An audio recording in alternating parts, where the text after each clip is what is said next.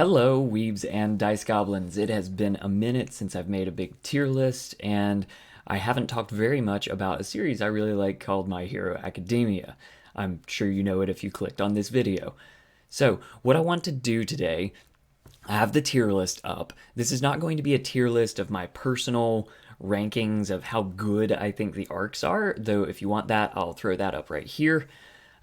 This is going to be going through arc by arc and considering could you take away some of the superhero skins and instead use the plot structure of this to make an awesome D&D or other TTRPG encounter or arc. So that's what this is going to be, and let's do it. The entrance exam arc. This is just Deku kind of getting his powers and then fighting some robots. It's a trash fight basically, and that's not what we want. We want some other objective. I guess he saves people, but it's mostly about fighting the robots and showing what kind of a hero you can be. I don't love this. I guess with the fact that you could pull a twist and say, "Aha, you actually get points for saving people." Like, it's not going to be F. F is completely unusable, and there might not be an F here because I think there's always something you can lift from the media you enjoy to put into your game. But let's move on to the quirk test arc. This is, let's throw a ball. Not the most exciting thing. I think this also goes in D. The battle trial arc. This is where things get interesting. So you could have 4 people, like a classic 4-person table or 4-person party. Say 2 of y'all are going to pretend to be the villains in this scenario, 2 of y'all are going to pretend to be the heroes. You have to get a bomb. This is also a very important arc because it's where Ochaku hugs the bomb. And you could trade out bomb for basically anything according to your genre. I like this one. I think it's something that you can very much use, and I'm going to keep it where I dropped it in B. Up next is the USJ arc. So we have a training exercise in a very interesting environment that is broken up by villains attacking. And the heroes essentially they can't win the fight, but they have to hold out long enough for help to come in the form of All Might. And I think all of that together actually makes for a very, very solid TTRPG scenario, especially because you're using these multiple environments that are all in a controlled arena setup. I think this is very good. I think that it's easily something that you can lift. Bonus for introducing a cool villain. We get the UA Sports Festival arc. I'm pretty sure we would all put this in S tier if we were just talking about, like, is it good shonen? Is it a good series? But tournaments can get tricky. I think there's a special way that you have to do tournaments. I've played a good amount of, or ran a good amount of duels in my D&D games where I kind of whisper to the side, like, okay, the fighter's in the duel, but the bards and everybody on the outside, you can influence the crowd, you can cast buff spells on them, to try to get everybody involved, because that's ultimately the hurdle of a tournament arc, is it's just, a one-on-one, and then somebody trades, and then it's one-on-one again. How do you get the whole party, the whole table involved, assuming, of course, that you are doing, a traditional party table TTRPG and not a duet one-on-one. So this has some interesting stuff going on. Bonus points for the skills test, the chase at the start, part 1, and I forget what they call it, where they have to stack somebody on top of you and then make sure that they don't get their stuff captured. Because of those 2 things, we have more going on. I think if it was just a tournament, I would put it in like B or C because there's a lot of work you have to do. But I think the first 2 of the 3 trials before you get to the tournament are very interesting. I'm going to leave this in A tier because I think there's a lot there that you can work with and you can kind of pick and choose what actually makes it to your table.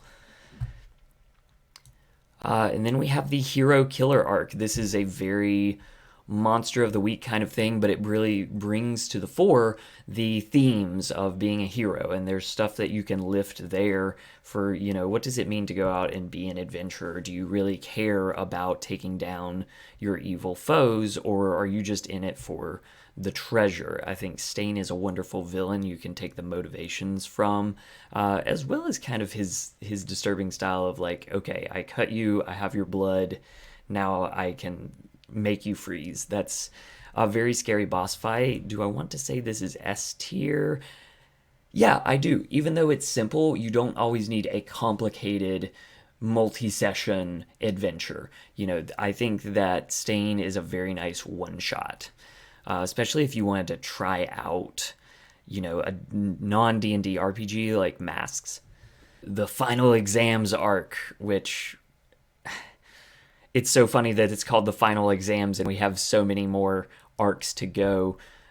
This is where the heroes or the students have to team up and take on a pro hero by themselves. Same problem as the tournament arc. How do you get everybody involved? Well, you could say instead of, 2 kids taking on a pro hero, it's 4.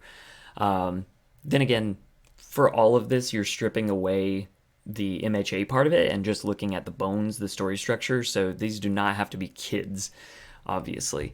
So I would put this. Gosh, where do I want this? There's something that can be used kind of like the battle trial, but it's a lot more simple. Battle trial had that objective of, stop the bomb, stop the magic device. Final exams is just you fight. And do I think it's C or D is what I'm wondering. I'm thinking about it long enough that I don't think it's easily usable. I'll put it at the top of D. Up next we have the school trip arc, and just the training part of this is good enough on its own. I kind of like providing some context to why my characters are leveling up, and MHA does a good job of showing ways to do that by, having the training arcs continuous. But then we're attacked by a squad of all very interesting villains. The party has to kind of like get back together from different parts of the forest while being helped by other NPCs. It's a lot of moving pieces, which stops me from putting it in S tier. But I still think there's a good amount you could use here. I think this is A.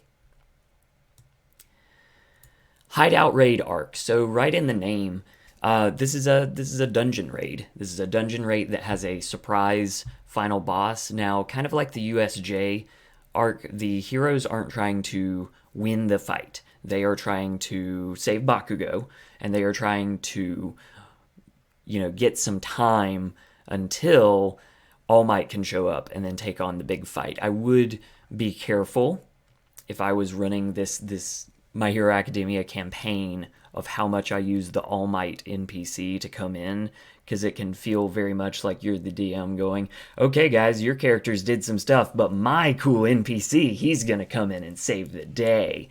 Probably a character that I played in a last campaign. So, is it S? I don't know. I don't think so. I think this is gonna stick soundly in the A tier. Although it is simple, it's an easier plot to lift than the school trip. So I'll put it right here. Up next, we have the provisional license arc. Very similar to the UA Sports Festival arc, we have multiple stages going on. I think that a lot of people don't like the throw the balls on the target section of the test, whereas I think something like that, an interesting twist on the same old combat, is something that's very nice for your tabletop RPG, especially something that can get stale like D&D. And then they have a rescue mission where they have to use their abilities in a different way to just say rescue. And then Gang Orca shows up and there's a little fighting too. But it's still the majority of the emphasis is on the rescue part. And then and then we just go out and we have big paired off fights. Not quite a tournament. It's a little messy. There's some work you have to do. I think there are sections you could take out of here that are better than others.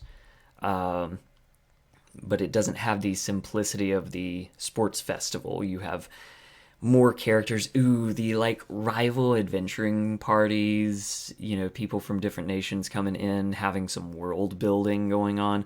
That bumps this up slightly. I want to keep this in the top of B. All right, the Shie Hasekai arc or the Overhaul arc. This is a total multiple stage dungeon raid with different enemies. The party does get split up, and this is where I would say just have 4 or 5 people, however many are at your table, take the place of Deku or of different single characters like Kirishima. For some of these, you could even have like an A character and a B character. The A character is the student, the apprentice. The B character is the pro hero or the master. And then you could kind of switch back and forth to see which ones are going to make it through to the final round, to the final fight.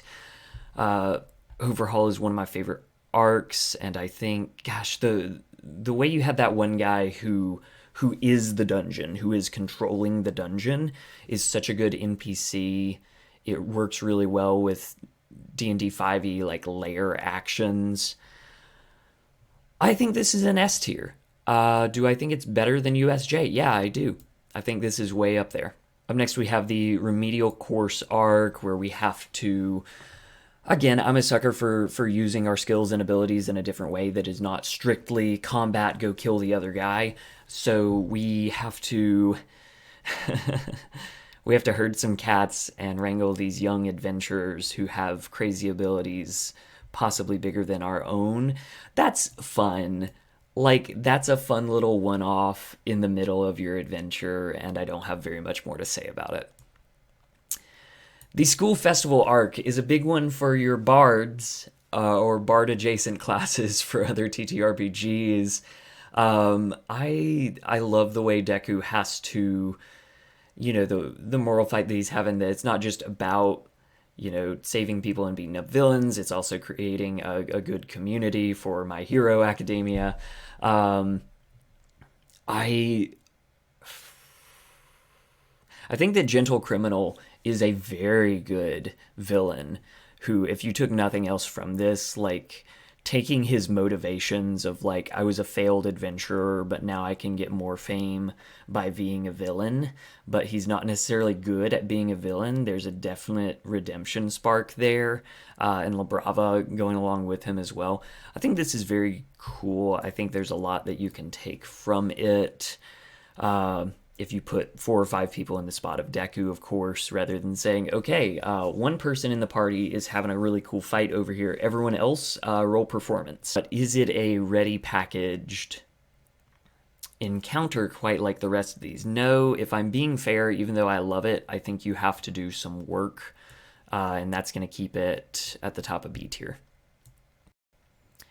The pro hero arc, again, this is where you get to kind of say, okay, get your B squad ready. Let's see your higher level characters that we get to use in a few one shots and see what you can do against some real villains. There's not much there, but again, for your Monster of the Week setup, it's a nice little one shot.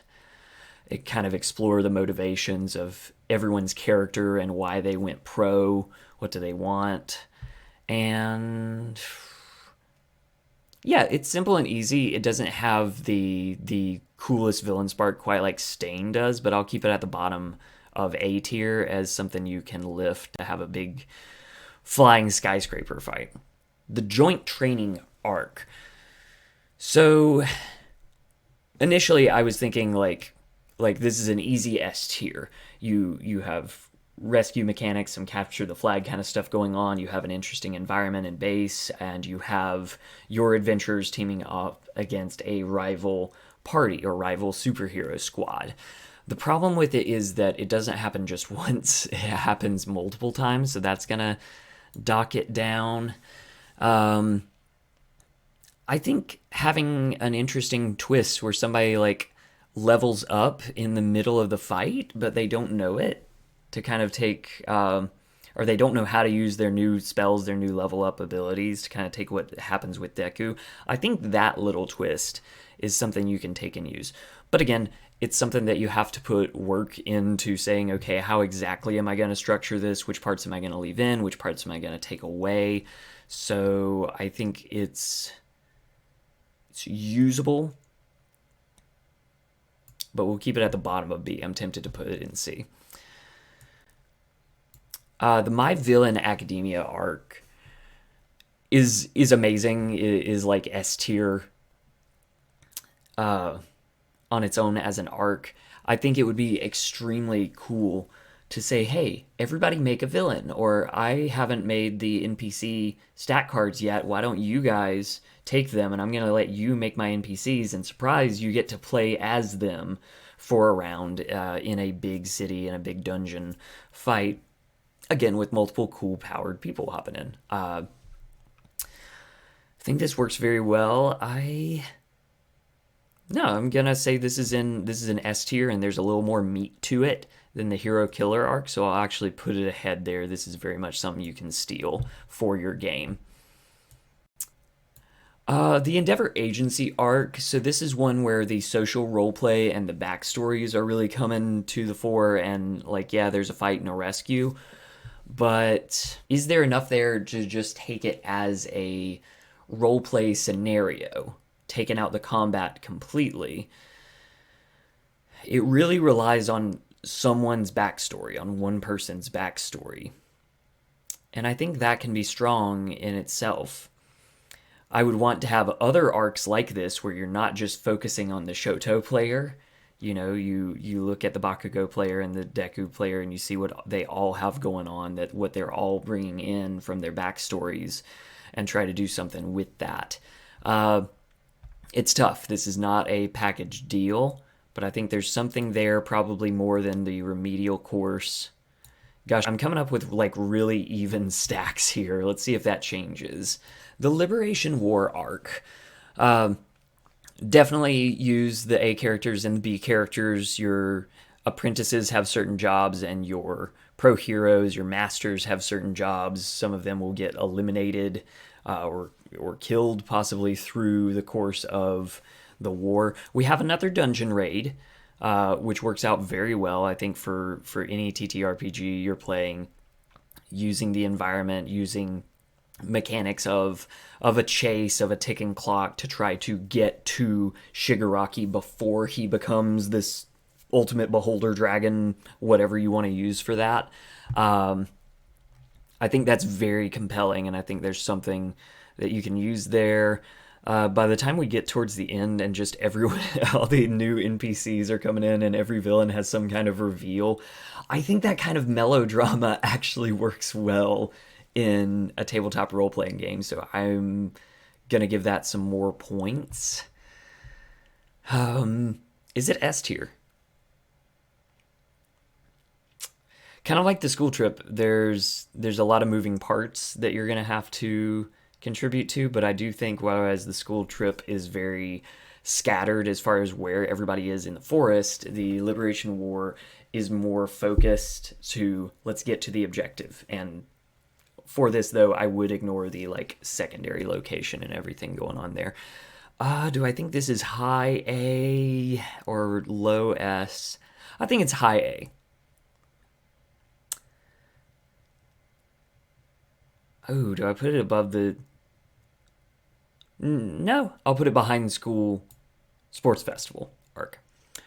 Dark Deku arc, we return to a Villain of the Week format where your party is unhinged and they're just going out and fighting and saving whoever they can, but doing so with the least amount of rest and support possible. I think this is a good kind of limit tester for your party, especially in D&D.